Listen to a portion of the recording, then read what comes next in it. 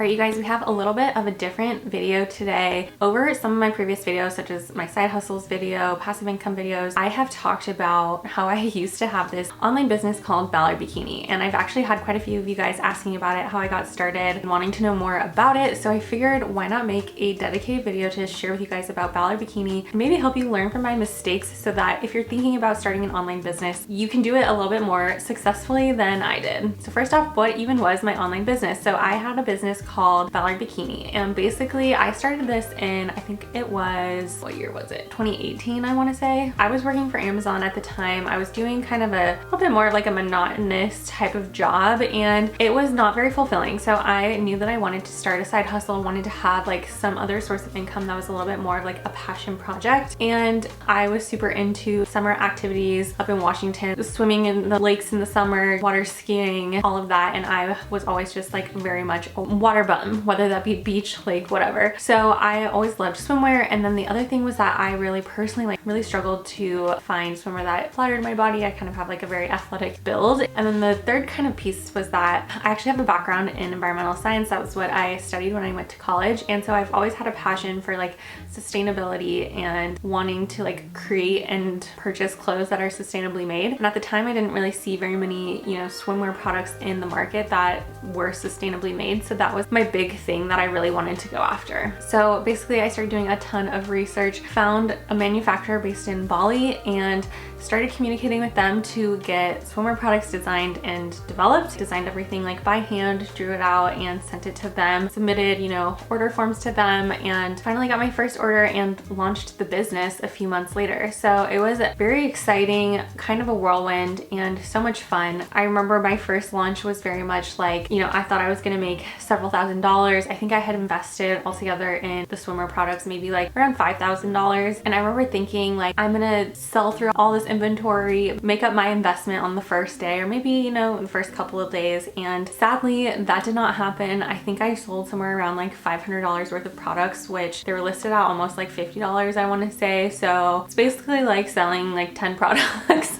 My point is that I did not sell anywhere near as much as I wanted to sell. But of course, I didn't give up. I continued to make new products, learn from my customers, and tried to make the best, bikinis that I could. I continued to do Ballard Bikini, honestly, like was making sales even through this last year. But once 2020 hit, like things got a little tough with the business just because people were really pulling back on spending. A lot of people were getting laid off during COVID. And so I saw my business really start to stall because obviously like swimwear is kind of one of those things where before, yeah, you might buy a handful of swimsuits for the season, and then if you lose your job or something, that becomes something that you definitely don't like need to buy. You can use old swimwear, or maybe you only buy like one new swimwear, per year or something like that. So it just became a lot slower for me. I also was spending so much time, like investing my time, energy, effort into Ballard Bikini, and I really wasn't making like a profit in the sense that I was able to like pay myself. So it really became like, okay, I'm making my investment back every year, but I'm not actually making enough to even pay myself. So it really just became this thing of like weighing pros and cons of how much stress am I putting on myself for not even being able to like actually call this a side hustle because I'm not really even making money from it. So ultimately, like I decided to move on from Ballard Bikini. I do still own like the,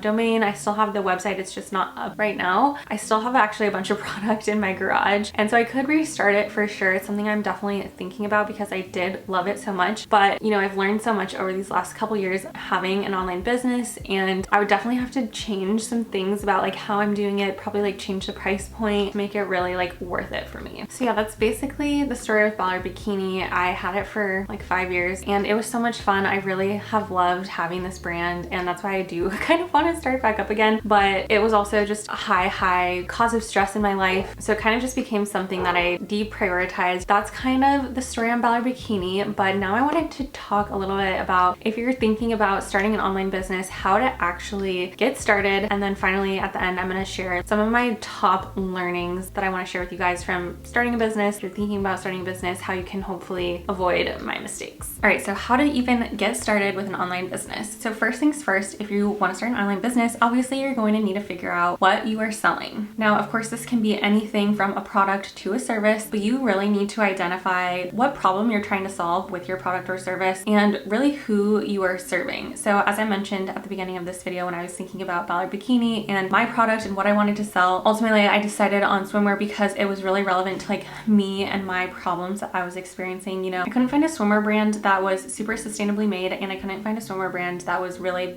tailored to, you know, an athletic body type. So that was really what I was trying to go after. And I figured if I was struggling to find a swimsuit like this, then I'm sure there are other women out there that were struggling with the same thing. So identify who your customer is and what product or service you are trying to provide to them and how that solves some sort of problem for them, something that they might actually be experiencing in life right now. And honestly, this can be the hardest part of starting an online business, is a lot of people just don't know like what product to sell or what service they want to sell. So just think about maybe problems or things that you experience in your day-to-day life and what could solve that. So I definitely recommend taking some time to brainstorm this and figure out a product that you are really connected to, that you're passionate about, and dive into that product. Now, once you have your product figured out, you're going to need to figure out how to procure it. This also goes for a service as well. So if you're selling a product, you're going to need to do things like find a manufacturer, figure out how to design the product. With my swimwear, I actually like drew out what I wanted the design to look like and sent that off to the manufacturer, and then they sent me prototypes back, and then I would tweak it and or approve it if it looks good. So you're going to need to spend some time like fine-tuning your product. Now, if you're selling a service, I would really focus here on like fine-tuning it. So let's say you want to be selling some sort of like fitness program, fitness advice, be a health and fitness instructor type of person online. That's like very vague, right? So you're going to need to fine-tune it and figure out, okay, am I going to do like downloadable courses? Am I going to do one-on-one coaching? Am I going to do like online classes where I, you know, do a group exercise event from my living room? It could be a lot of different things. And then really just fine-tune that and identify what service exactly you're going to be selling to your customers. So once you've figured out your product, you've started to develop it, or you figured out your service and you're starting to fine-tune it, you're going to actually need to figure out how you're going to be selling this. How are you even going to get your product in the hands of somebody else? So this could look like maybe you really want to go down like the Amazon FBA route and you really want to sell your products on Amazon, and that's going to be like how you're going to get traffic and get sales and all of that. That's one option for sure. Another option could be you create your own website, you fulfill everything yourself. Or another option, especially if you're hand making goods, you could do something like selling products on Etsy. If you're like making, let's say like bracelets or something like that, and that's what you want to be selling for your online business, you could absolutely start selling these handmade products on Etsy. And actually, if you are really thinking about going down that route and going and selling products on Etsy, I recommend you check out Everbee. Everbee is a powerful product research tool designed for Etsy sellers.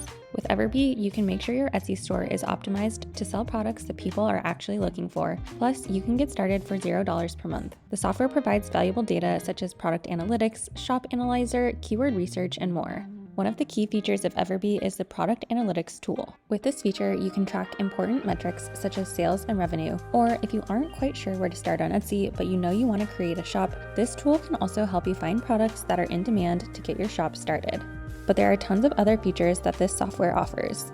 One of the coolest features about Everbee, in my opinion, is the Listing Rank Tracker. Everbee's Listing Rank Tracker is a new feature to the software that allows you to monitor the rankings of your product listings for specific keywords over time. You can track up to 100 listings, and the tool will show you where the keyword for the listing is ranking on Etsy. The tool also tells you which keywords are performing well and which ones aren't.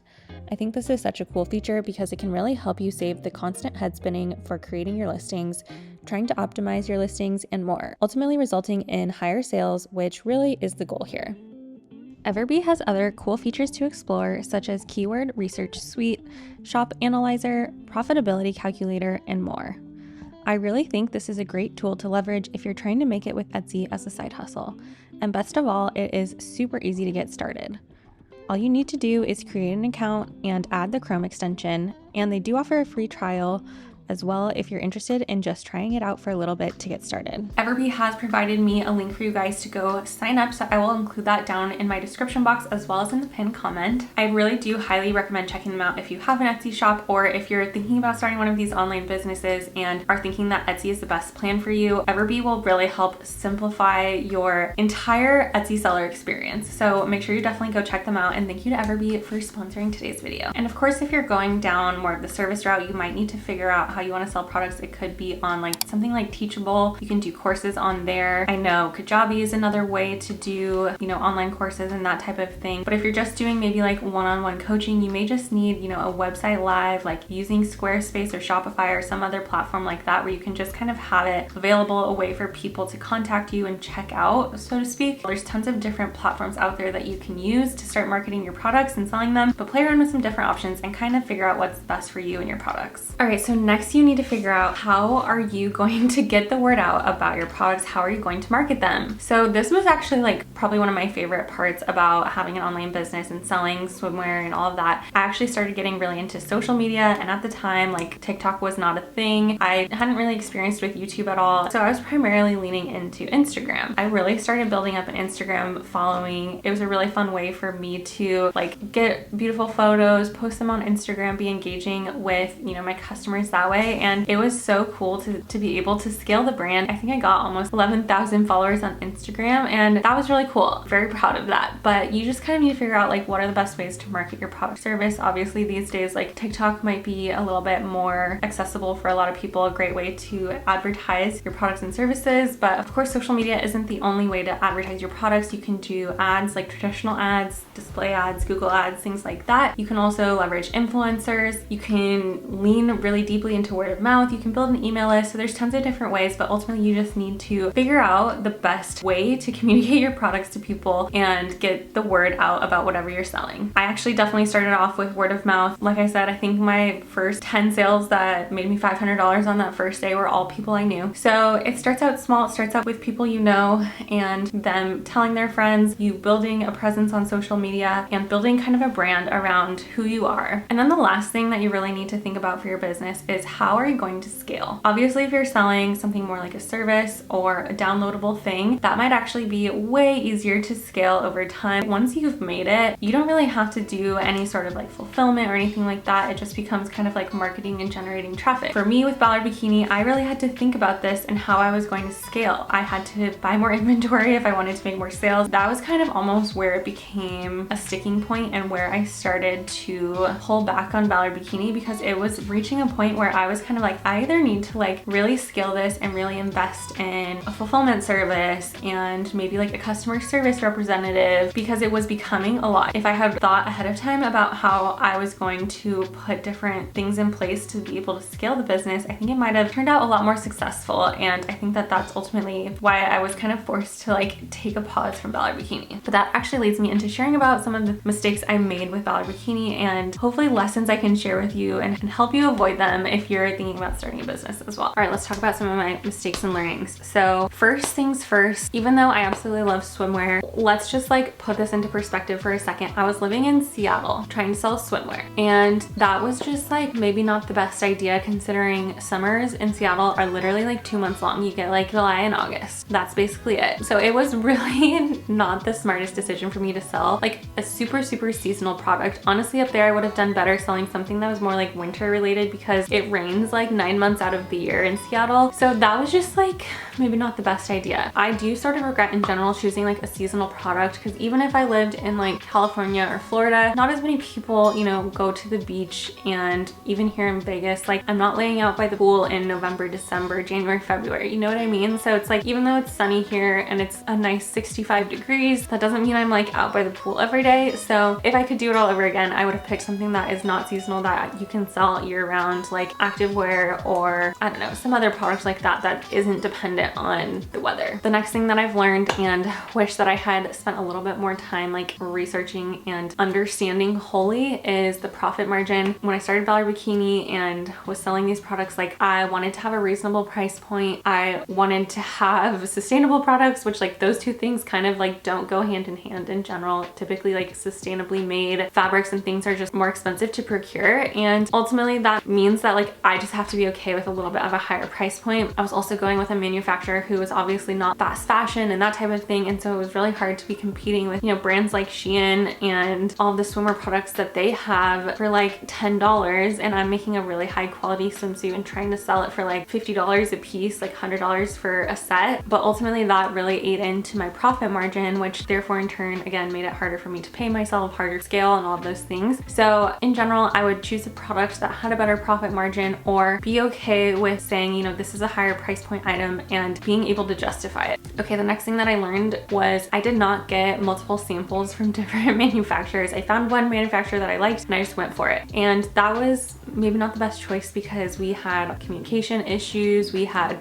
sticking to timeline issues, we had a lot of different types of issues. And to be honest, I kind of wish I had picked somebody that was based in the US just for like communication ease and not having to deal with like importing products and like just so many different things like that. Like I said, I just went with the first manufacturer that I found that I liked. So I definitely would recommend, if you're looking to sell products at different manufacturers, get samples from a bunch of different places and figure out what is going to work best for you, and definitely weigh the pros and cons of different things, like where they're based and if there's going to be things like needing to import products and communication barriers and all of that. Okay, I think the next problem that I ran into, mistake I ran into, was I didn't really calculate out like how much capital this was really going to take to get started. Of course, there's tons of different ways to start an online business with a lot less capital involved, but I really was just thinking about like the first, you know, batch of bulk swimwear that I was going to buy. Okay, it's like $5,000. What I didn't think about is what that would look like as I scaled over time. So yeah, maybe my first order was $5,000, but that meant my second order was $10,000, and that meant my third order was $15,000. And I think I placed an order in one of my last, like towards the end of ordering bulk inventory, was somewhere between like $25,000 and $30,000 of inventory that I was purchasing, because I really had, you know, scaled it to a point where I was selling thousands of bikinis every year, but it was really becoming me like chasing my tail, right? Because I was investing $5,000 and I was making $5,000, and then I was investing a little bit more of my money, so now I'm investing $10,000 of my dollars. I just really didn't think about in the long term like how much capital, how much money I would need to have in order to not just like launch the business, but then like continue to invest in it year over year to actually see it grow. So on this one, I'm just saying, like, just do the math. If you aren't very good with math and projections, like maybe leverage ChatGPT or some other online tools out there. And of course, you can always reach out to like a financial advisor or that type of person who does it professionally and can help you really calculate some of these numbers. And on that note, I've kind of mentioned this a couple times, but I think what really ultimately led to me needing to pause Ballard Bikini was that I really just didn't have the tools and processes in place in order to scale the business. So like I said, I was fulfilling inventory myself. I was doing the content marketing, Instagram posting, social media myself. I was doing email marketing myself. I was doing customer service myself. I was doing operations, like communicating with the manufacturer myself. I was doing the financial planning myself. I was doing everything myself. And while that's fine, while it's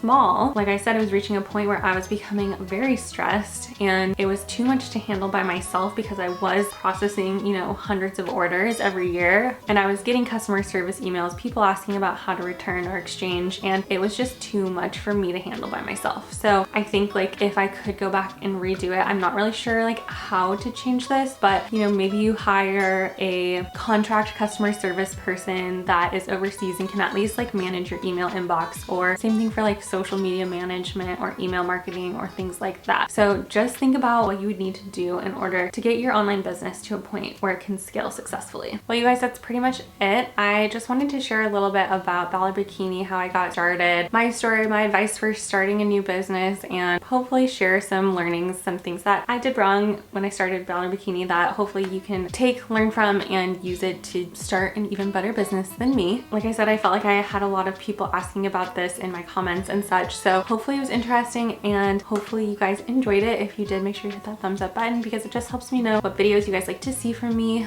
But that is it, you guys. I hope you enjoyed this video and I will catch up with you next time.